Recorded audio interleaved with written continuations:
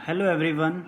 आज के इस वीडियो में हम सेंटेंस के टॉपिक पे बात करेंगे। द सेंटेंस बहुत ज़्यादा डीपली नहीं बताऊंगा। सेंटेंस आप सबको पता है what a sentence is. A sentence may be defined as a group of words arrange to express a complete sense. Words को इस तरह से अरेंज किया जाए कि वो अपनी एक कंप्लीट सेंस दें। अगर कंप्लीट सेंस कोई ग्रुप ऑफ वर्ड नहीं देता है, it means that is not a sentence. Sentence वही होगा, वही ग्रुप ऑफ वर्ड सेंटेंस कहलाएगा जिसकी अपनी एक कंप्लीट सेंस होगी। ठीक है, अब इसके बाद चलते हैं सेंटेंस के पार्ट्स की बात करते हैं। देखिए, बच्चे बड़े कंफ्यूज होते हैं पार्ट्स ऑफ सेंटेंस और टाइप्स ऑफ सेंटेंस। तो यहाँ मैं पार्ट्स ऑफ सेंटेंस की बात कर रहा हूँ, टाइप्स और काइंड्स ऑफ सेंटेंस की बात नहीं कर रहा फिलहाल। तो पार्ट्स ऑफ सेंटेंस जो है, there are two parts of sentence, one is called subject and other is predicate. दो हिस्से होते हैं, दो पार्ट होते हैं, एक सब्जेक्ट और एक प्रेडिकेट। तो सब्जेक्ट आप सबको पता है सब्जेक्ट क्या होता है। सेंटेंस में subject you can find out the subject means doer of the action, action को करने वाला, काम को करने वाला, या जिसके बारे में कुछ कहा जाए वो सेंटेंस, वो सब्जेक्ट और बाकी जो कुछ भी कहा जाए, सब्जेक्ट को अगर निकाल लें हम सेंटेंस से तो बाकी पीछे जो बचा that is known as predicate. ठीक है, तो ये तो पार्ट्स की बात थी। अब हम बात करें काइंड्स की बात। ये आपकी काम की बात ये है, आपका जो सिलेबस है उसमें भी काइंड्स ऑफ सेंटेंस की बात की गई है। तो on the basis of structure के बेसिस पे इंग्लिश में तीन टाइप्स हैं सेंटेंस के। There are three types of sentence: simple sentence, compound sentence, complex sentence और कंपाउंड सेंटेंस। तो तीन तरह के आपके सेंटेंस हैं, सिंपल, कॉम्प्लेक्स और कंपाउंड। तो सबसे पहले हम सिंपल सेंटेंस की बात करेंगे। एज इट्स नेम सजेस्ट, जैसे कि इसका नाम है सिंपल, तो इसका नाम सजेस्ट करता है ये अपने आप में इट इज़ वेरी सिंपल। कहता है a simple sentence is that in which only one finite verb is found, जिसमें सिर्फ एक फाइनाइट वर्ब पाई जाती है। और फाइनाइट वर्ब का मतलब मेन वर्ब। तो मेन वर्ब तो आप निकाल सकते हो सेंटेंस में। ठीक है, तो जिसमें सिर्फ एक मेन वर्ब होगी वो क्या होगा आपका simple sentence. No any clause, इसमें किसी तरह का कोई क्लोज नहीं पाया जाता, सिर्फ एक फाइनाइट वर्ब होती है। For example I write a letter, तो आई राइट ए लेटर जो सेंटेंस है इसमें only one finite verb right is there, दूसरी कोई फाइनाइट वर्ब इसमें नहीं है। सब्जेक्ट के बाद ये आपका मेन वर्ब या एक फाइनाइट वर्ब और उसके बाद आपका ऑब्जेक्ट। तो सिर्फ एक फाइनाइट वर्ब जहाँ होगा वहाँ क्या होगा सिंपल सेंटेंस। अब आगे बढ़ते हैं, इसके बाद आता है कॉम्प्लेक्स सेंटेंस। ये थोड़ा सा नाम इसका कॉम्प्लेक्स है तो समझने में भी थोड़ी सी कॉम्प्लेक्सिटी आएगी आपको, जिसको जटिल वाक्य कहते हैं। तो सिंपल सेंटेंस के बाद कॉम्प्लेक्स सेंटेंस की बात करते हैं। कहता है ऐसा sentence in which more than one finite verb is there, means two और मोर फाइनाइट वर्ब। इसमें क्या मिलेगा आपको, टू और मोर फाइनाइट वर्ब, दो या दो से अधिक मेन वर्ब, और टू और मोर क्लोजेस, दो या दो से अधिक क्लोज भी मिलेंगे। अब आपने फाइनाइट वर्ब को तो पहचान लिया कि व्हाट इज़ फाइनाइट वर्ब। आपके लिए थोड़ी समस्या आ सकती है कि व्हाट इज़ क्लोज, कि क्लोज क्या होता है। तो देखिए क्लोज की थोड़ी बात करते हैं। क्लोज क्या होता है, part of a big sentence, ये ध्यान रखना, एक बड़े सेंटेंस का हिस्सा, having its own subject and verb, जिसके पास अपना खुद का एक सब्जेक्ट होता है, जिसके पास अपना खुद का एक वर्ब होता है, उसे हम क्या कहते हैं, क्लोज। जैसे I know who has taken my pen, एक बड़ा सेंटेंस है। ठीक है, तो I know who has taken my pen. तो ये देखिए, इसके अगर हम पार्ट्स बनाएं तो एक पार्ट हम ऐसे बना देंगे, आई नो, इसके पास अपना एक सब्जेक्ट भी है। क्या है सब्जेक्ट, आई, ये इसका अपना एक सब्जेक्ट है, और ये इसका अपना एक वर्ब है। तो सब्जेक्ट और वर्ब दोनों हैं इसके पास, सब्जेक्ट भी है और वर्ब भी है, इट मीन्स ये एक क्लोज है। अब आगे बढ़ें, ये आपका कंजंक्शन जोड़ने का काम करता है। हैज़ टेकन माई पेन, ये भी एक क्लोज है। क्यों, क्योंकि इसमें भी एक मेन वर्ब है। एक मेन वर्ब ये था, एक मेन वर्ब ये है, और सेंटेंस में जितने मेन वर्ब होंगे उतने ही क्लोज होंगे।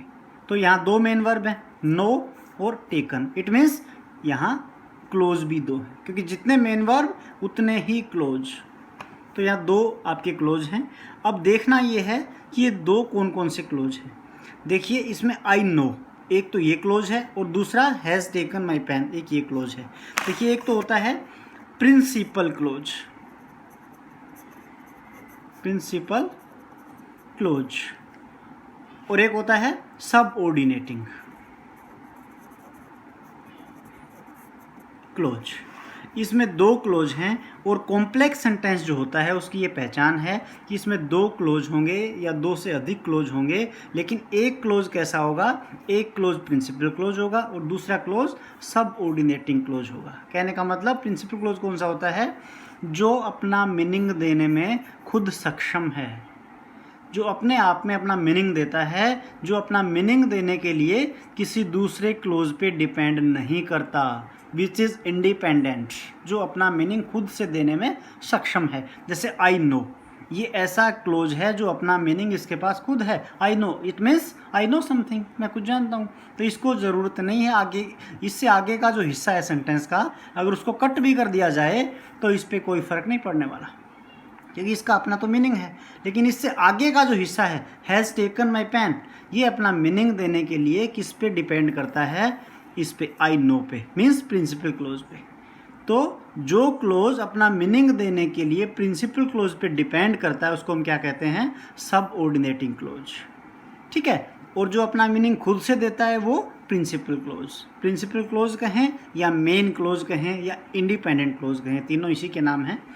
ठीक है, तो यहाँ हमने देखा कि जो आपका कॉम्प्लेक्स सेंटेंस होगा उसमें क्या होगा, उसमें टू और मोर क्लोजेज आपको मिलेंगे, टू और मोर फाइनाइट वर्ब आपको मिलेंगे। तो यहाँ दो फाइनाइट वर्ब भी मिल गए और दो क्लोज भी मिल गए, लेकिन कंडीशन क्या है, एक मेन क्लोज होगा और दूसरा सबऑर्डिनेटिंग क्लोज होगा। तो इस सेंटेंस में ऐसा ही है, एक मेन क्लोज है, दूसरा सबऑर्डिनेटिंग क्लोज है। तो ये दोनों क्या हो गए आपके, ये सेंटेंस कौन सा सेंटेंस हो गया, ये हो गया कॉम्प्लेक्स सेंटेंस। ठीक है, और कॉम्प्लेक्स सेंटेंस के जो कॉम्प्लेक्स सेंटेंस जो होता है उसमें क्या है, उसकी एक पहचान ये भी है कि उसको सबऑर्डिनेटिंग कंजंक्शंस के द्वारा जोड़ा जाता है, means who, which, when, that etcetera, ये उनको आपको बीच में मिलेंगे। जैसे ही टोल्ड मी दैट, तो ये दैट जो है ये देखो ये यहाँ भी है और ये यहाँ भी है, तो ये क्या है, सबऑर्डिनेटिंग कंजंक्शन है, इससे सेंटेंस को जोड़ा गया है।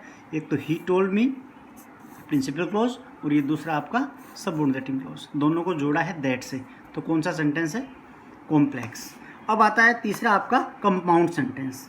और कंपाउंड सेंटेंस जो होता है उसमें भी वही बात है कि टू और more finite verb are there, दो या दो से अधिक फाइनाइट वर्ब होंगी और दो या दो से अधिक क्लोज होंगे, लेकिन यहाँ क्लोज जो है वो सबऑर्डिनेटिंग नहीं होंगे, यहाँ क्लोज कोऑर्डिनेट क्लोज होंगे। और कोऑर्डिनेट क्लोज कौन से होते हैं, स्वतंत्र उपवाक्य, जो अपने आप में स्वतंत्र हैं। मीन्स कोऑर्डिनेट क्लोज के अगर दो हैं तो वो कौन सा भी कौन से पे डिपेंड नहीं है, अपना अपना मीनिंग खुद से देंगे। जैसे देखना सेंटेंस को, he came and sat down, it means इसके अगर हम इसको बाइफरगेटेड करें तो ये देखो ही केम और ही सेट डाउन, तो दोनों ही सेंटेंसेस यहाँ क्या हैं, इक्वल रैंक के क्लोज हैं। तो कोऑर्डिनेटिंग जो क्लोज होती है वो क्या होती है, इक्वल रैंक वाली क्लोज, जिनका दोनों का रैंक इक्वल होता है। तो ये दोनों इक्वल रैंक वाली हैं, ही केम और ही सेट डाउन, दोनों अपना अपना मीनिंग देने में सक्षम हैं, कौन से के ऊपर भी डिपेंड नहीं है। ठीक है, इसमें सिर्फ इतना है, अगर हमको ये निकालना पड़े कि प्रिंसिपल कौन सी है और कोऑर्डिनेट कौन सी है, तो सेंटेंस में जो पहले आ जाए वो प्रिंसिपल और जो बाद में आए वो कोऑर्डिनेट। अब he is poor but happy, देखिए तो इसको अगर हम तोड़ के लिखें तो ही इज़ पुअर और ही इज़ हैप्पी, तो दोनों के दोनों जो है इक्वल रैंक की क्लोज हैं, दोनों में कोई जो है डिफरेंस नहीं है, दोनों इक्वल हैं। तो ऐसी इस तरह के जो सेंटेंसेस होते हैं जो जुड़े होते हैं किससे, एंड, बट, और, देयरफॉर, इस तरह से जो जुड़े हुए होते हैं वो कौन से सेंटेंसेस होते हैं, वो कंपाउंड सेंटेंस होते हैं। तो कंपाउंड सेंटेंस क्या होता है, जिसमें एक मेन क्लोज और दूसरा कोऑर्डिनेट क्लोज। कहने का मतलब जो पहले आएगा वो मेन क्लोज हो जाएगा और जो बाद में आएगा वो कोऑर्डिनेट क्लोज हो जाएगा। दोनों इक्वल रैंक की होंगी, दोनों एक दूसरे के ऊपर निर्भर नहीं होंगी, अपना अपना मीनिंग देने में दोनों ही सक्षम होंगी। तो आशा है आपको समझ आया होगा। Okay, thank you.